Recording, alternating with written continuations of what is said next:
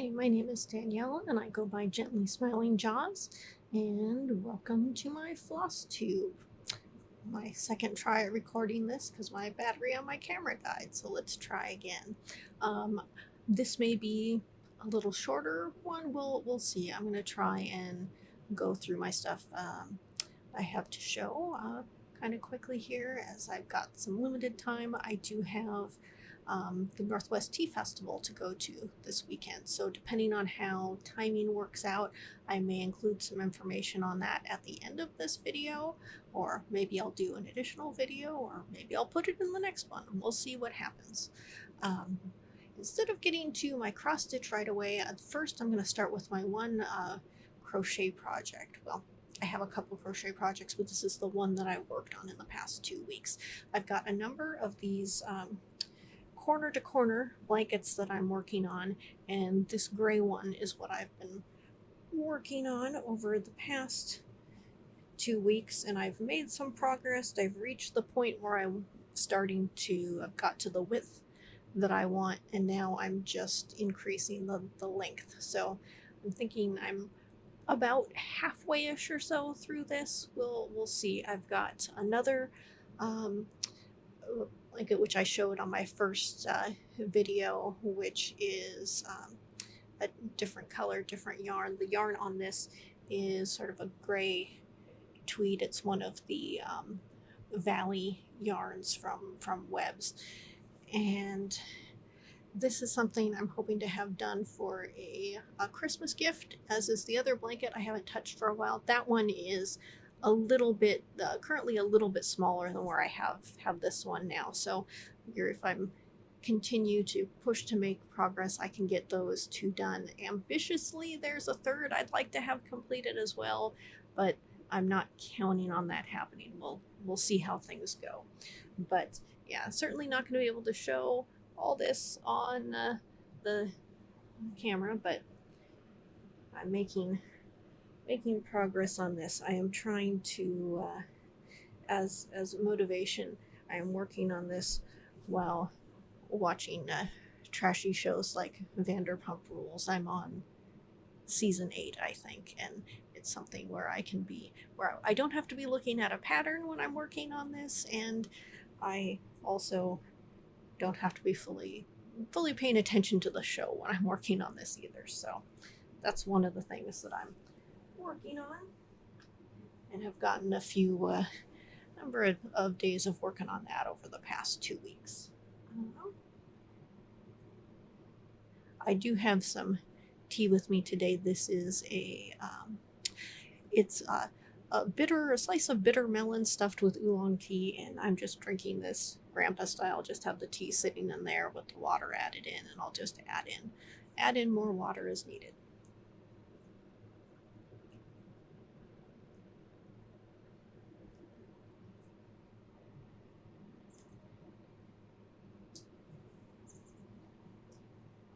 So now on to the cross stitch. What I haven't finished anything.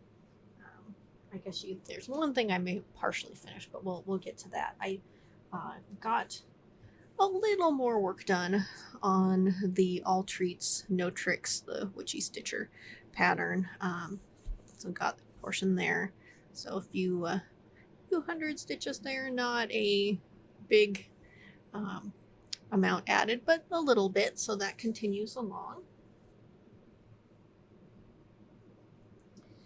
And then I also did a little more work on the Bivas sampler from Marroomy Designs. I'm just continuing along with the border, so haven't got to any of the exciting motifs yet with all the animals, but continuing to make a little progress. And it's nice to when I do work on this, to switch over to Ada from working on the linen. It's a little easier, a little bit of a break, but I haven't spent too much time as I've been pushing to get some other things done, but still some progress is better than none.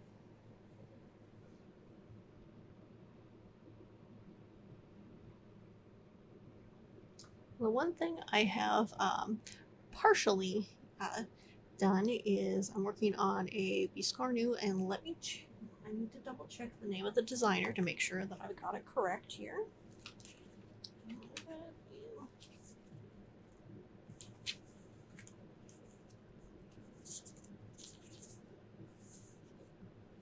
Okay, I am working on the Too Many Legs biscarnu from Mojo Stitches, and I got it as a kit from Cottage Garden Threads of the pattern and the threads. So I started on the front, and I think I'm actually going to try and finish this as a biscarnu, but we'll see. So I've got the front stitched, so it's got spiders on there. There's some type of Australian spider, and I know the pattern says, and fortunately I don't have it with me at the moment, but there's the front.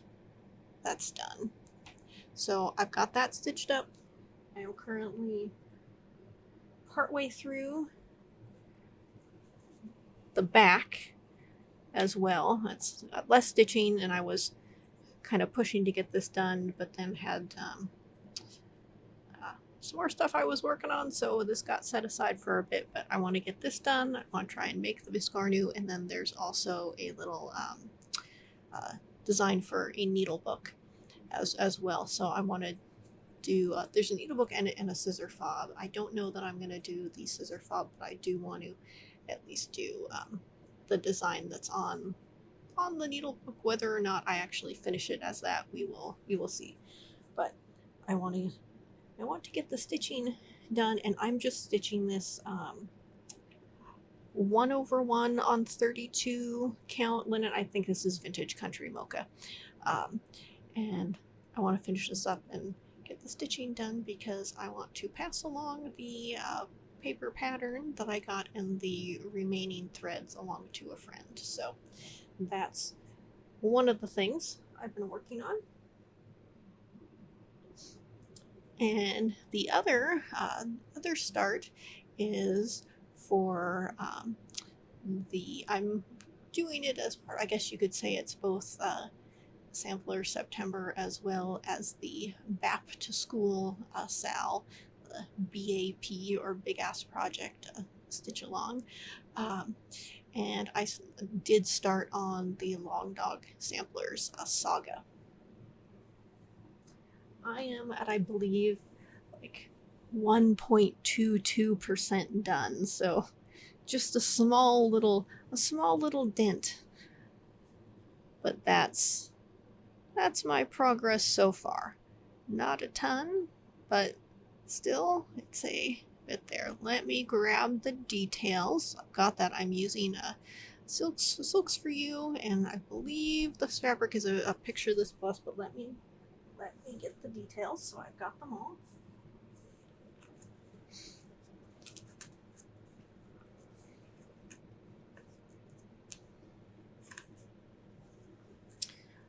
All right. So the fabric is 40 count Tyco Newcastle linen from Picture This Plus. The threads are Silks for You PR 124, and I'm stitching it 1/2. So this is a, let me double check where I am at. So far I have 1,279 stitches in, and that's at 1.22%. So there's certainly a long way to go. So I've got I took the hank and I've got it on floss drops at the moment, and you know, I'm liking how it's working up. I am wondering if I like it, but I'm trying to decide whether I'm not going to restart it. I'm not going to do that, but I'm wondering, and I know I had talked previously about this, if I should have used something that was more just variegated tone instead of going different colors from like the bluid to the teal to the purple. Let me hold this back up again. I'm gonna keep going and see it through, but I know that was one of the things I was kind of questioning, but I went ahead and did it this way anyway. It's not, you know, not a massive color switch between colors, but we will see how it continues along. Now, aside from what I've worked on, I do have a continuation of plans, things when I got my silks in. So I was deciding what I'm going to do, and I don't have a timeline for starting any of these. I am trying to kind of keep my amount of WIPs manageable, so some of the smaller things I would like to kind of finish and get off my plate before I dive in, particularly for the other ones I'm planning are long dogs also. So I'm trying not to get in too deep with starting a ton of this stuff, but I'll show you what I've got.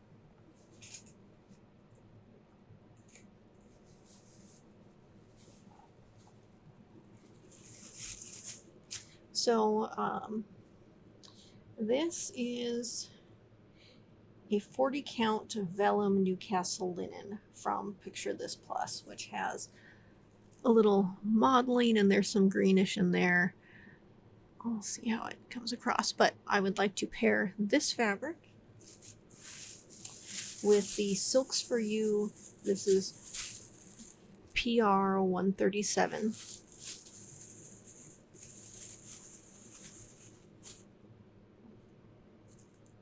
Which is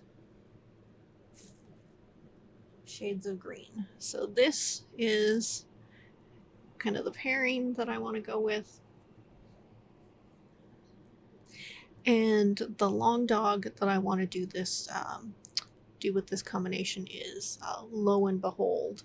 It's again got a bunch of animals. I know there's a crocodile on it. Let me see if I can grab the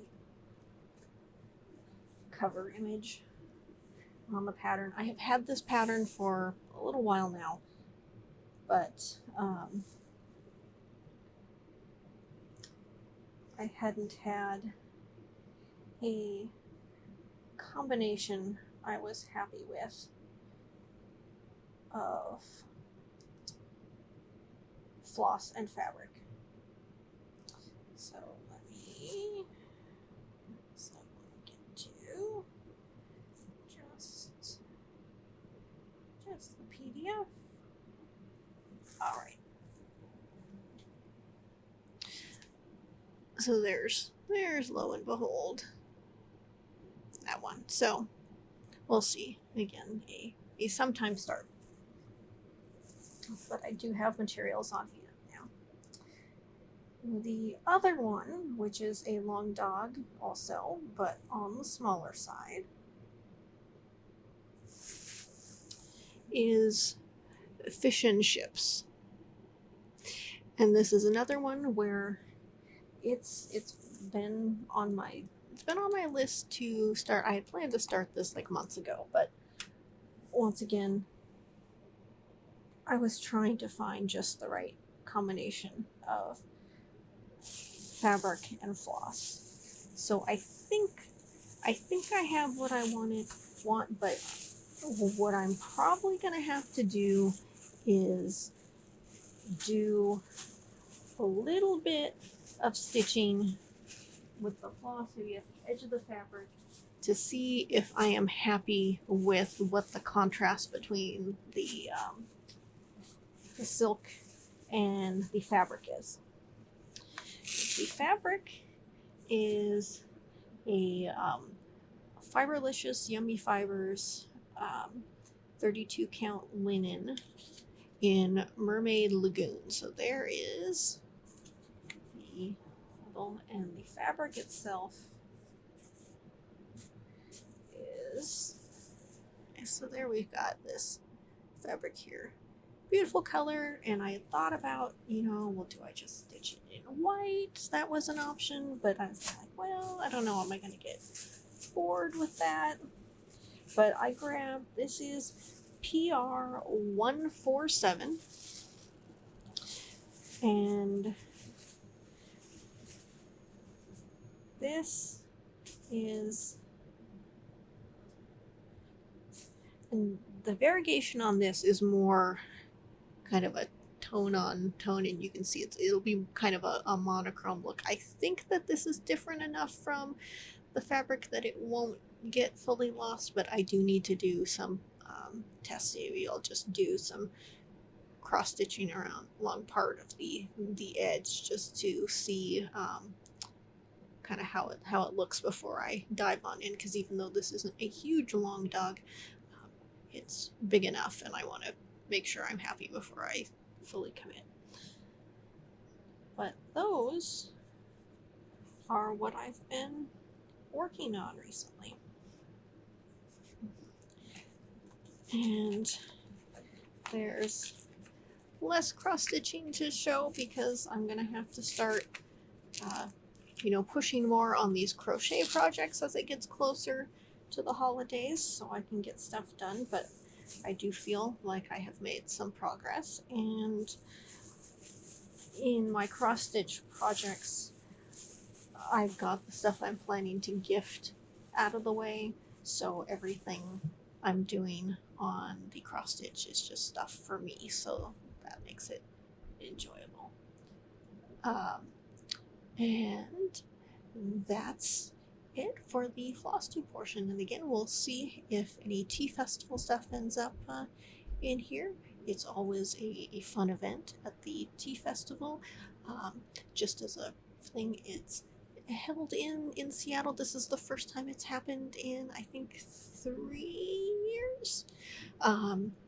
And there's an admission fee to get in, but with that and I think they're doing it this way again this year, you get a tote bag and a tasting cup, and the vendors usually have tea samples, so you get to go around and taste tea that they have available, and then kind of decide what you want to purchase from the vendors. They also do there's like various kind of session things you can sign up for, which are like workshops, which I've never done myself. I'm usually there just to go and see the vendors and purchase tea, and sometimes I find new stuff, and within that it's a lot of going around and seeing the vendors that I already know and like. So I will follow up with some info on that, be it later in this video or in the future.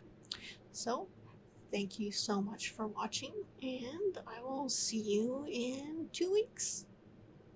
Bye. Hey everyone, I am back for a quick rundown of the tea festival as I went on Saturday, the first day of the festival. It's also going on tomorrow, but I will not be there on Sunday. This was the first time the festival had happened for a couple of years due to COVID. It seemed like it had a good turnout of people. It wasn't, during the time I was there, it wasn't necessarily as packed as I had seen it in, just before COVID, but there was a good turnout of people. A lot of vendors that I was familiar with and was seeing there again, as well as some vendors that were new to me. So I just wanted to show some things that I picked up. I think I managed to be somewhat restrained in what I bought this time. I have plenty of teaware, even though there was some teaware there that I liked. I managed to get away without purchasing any of it.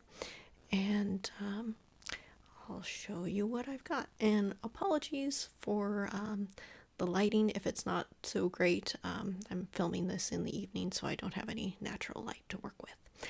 So here is what I got. Or I should start off with saying that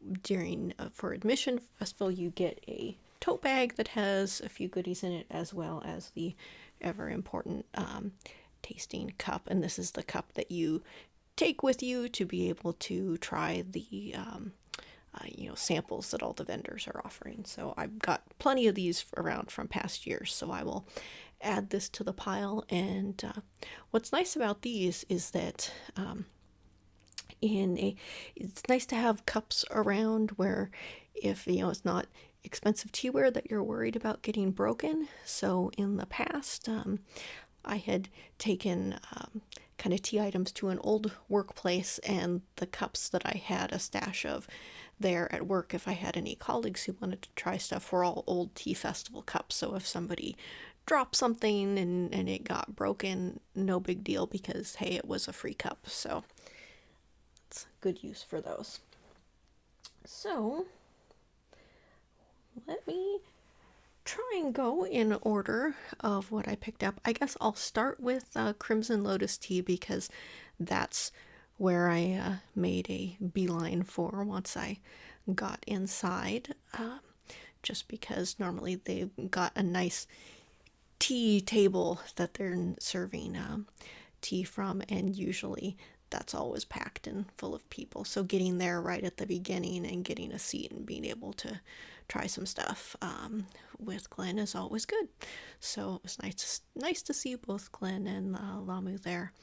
And what I ended up picking up was, well, one thing, this is half of a night shift show puer cake.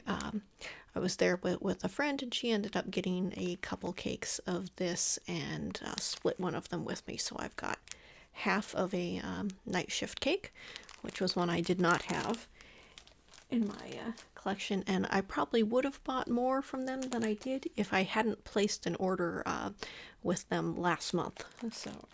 So I got the Wild Sky raw puer. This is one of the when we first got there, the teas that Glenn was brewing was this one, which I did not have, and then a show puer, which had been among the cakes that I bought when I placed my August order.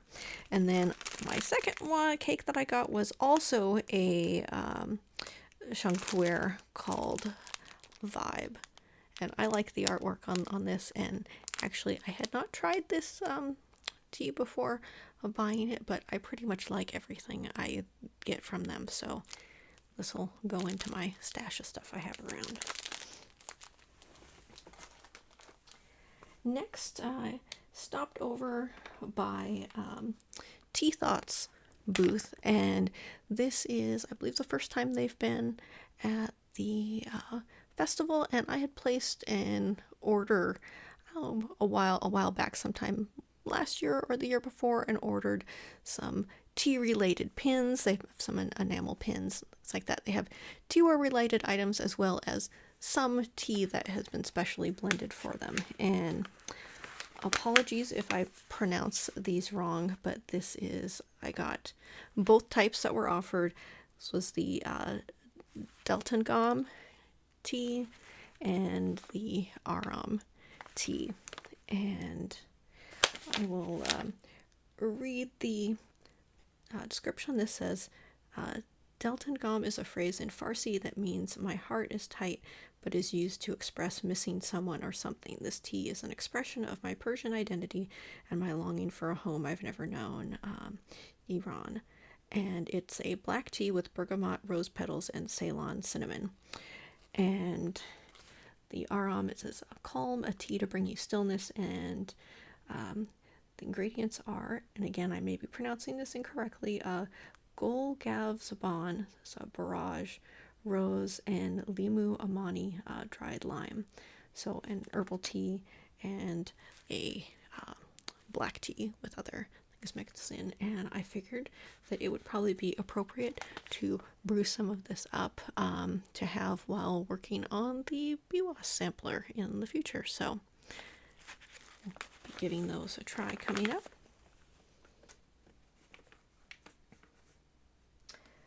Another vendor that was new to the tea festival is Cured Leaves Tea, and they use tea from Africa.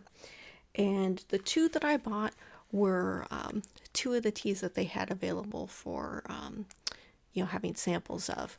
And the one I tried first was Moto, hand-picked smoked black specialty tea, smoky, aromatic, and sweet. And I think it says on this that, it doesn't say on here, but I believe it said on their website when I looked, that the wood they use for smoking this tea is like guava wood, but as I've mentioned before, I like teas that are smoky, and when I tried this, I quite enjoyed it, so I wanted to get some of this. And then this one is white hibiscus passion white tea with natural soft floral character blended with hibiscus fruit and flavors of peach. And this was enjoyable as well. So again, new vendor, and was happy to try something new. And that's one of the things I enjoy about the tea festival, is that something that I may not go out and just purchase or, you know, order online. If you go there to the festival, get a chance to try it, then find some new things that you enjoy. Then I was at Floating Leaves, and again, I had placed an order with them during their anniversary sale in August, so I only picked up one thing from them today, which was the 1979 Apu aged oolong. So yes, 1979. So I wanted to have some of this around, so that was my one pickup from them. But I've got plenty of their tea on hand. Next was a sort of a sampler pack in a little pouch from, and I'm going to have to double check the name of the company here. They are, oh, it's just Nepal Tea, and they sell tea from Nepal. So this is just a, you know, kind of fabric pouch. They mentioned you could use it as a passport pouch if you wanted, with a bunch of samples of the sample-sized packs of the various teas that they carry, and I enjoyed the ones that I tasted there, so I figured that this would be a way to, you know, get some more and have it on hand, and you know, without committing to a ton of any one tea. And I think they had there where they also do, I think, tours to Nepal, and you're looking at the tea areas around there. I'm sure that that sort of overseas travel not in my budget at the moment, but it was interesting to hear that that was something that they did. And the last thing that I picked up, which I'm gonna have to see what the name of the vendor was. It's cut off on this page here, but they did some sort of like life coaching in Oregon, and that part I don't know all the details on, but what I purchased from them was, and here's a picture, it's of a wooden coaster, which is sort of like a puzzle that you put together, and said that there's, you know, artists in Japan who you know, create these, and then they sell them. They were talking about the type of particular type of wood that it's made from, which unfortunately I'm not remembering off the top of my head, but you know, just sort of talking about some of the more traditional handcrafts, and you know, well, in a lot of places, but in places like Japan as well, where you don't have you know, younger folks necessarily learning all these skills, and so some of the you know, this type of art is disappearing. But I thought it was both a kind of fun and functional thing, so I picked one up to kind of support their work with that. And that was all I got during my trip to the tea festival. I feel like probably spent a little less time at the festival than I have in years past. As I had mentioned before, they do offer kind of workshops and things like that you have to, you know, pre-register for, and I've never done any of those. I don't know, maybe at some point in the future I'll give it a try, but really what I go there for is to, you know, see the vendors and try some new things. So you know, sort of went through things maybe a little quicker than I have in the past, partially as, you know, still getting used to being out in, you know, larger events with people. So, you know, but I felt like I had good amount of time there and saw the folks that I wanted to see and picked up what I wanted to pick up, as well as having, you know, information on the vendors that I didn't buy stuff from to, you know, give them more a look in the future and possibly pick things up in the future. So, yeah, all in all, it was good, and I'm sure I will be back there again next year. So that's my update on the tea festival, and I will be back with another Flosstube in 2 weeks. So see you then. Bye.